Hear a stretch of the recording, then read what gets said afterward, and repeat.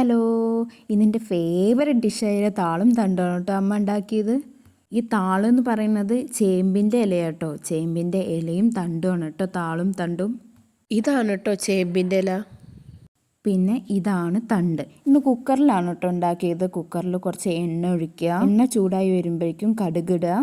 കടുകിട്ടിട്ട് കുറച്ച് crushed chilli ഇടുക കേട്ടോ. എന്നിട്ട് ഇതൊന്ന് ചൂടായി വരുമ്പോഴേക്കും കുറച്ച് ഉള്ളി ഇടുക കേട്ടോ.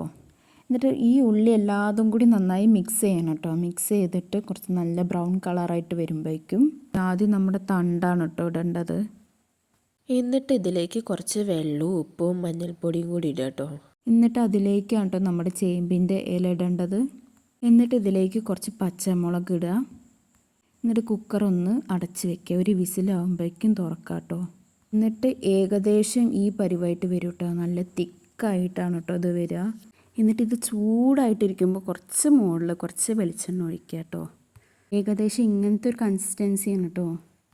ഇന്ന് ഊണ് കഴിക്കാൻ വേറെ കൂട്ടാൻ്റെ ഒന്നും ആവശ്യമില്ല കേട്ടോ. അതുകൊണ്ട് ഞാൻ കുറച്ച് കൂട്ടാനാണ് എടുത്തിട്ടുള്ളത്. എനിക്കിത് മാത്രം മതി ഊണ് കഴിക്കാൻ. അപ്പോൾ ഞങ്ങളെല്ലാവരും കൂടി കഴിച്ചു കേട്ടോ. ബായ്.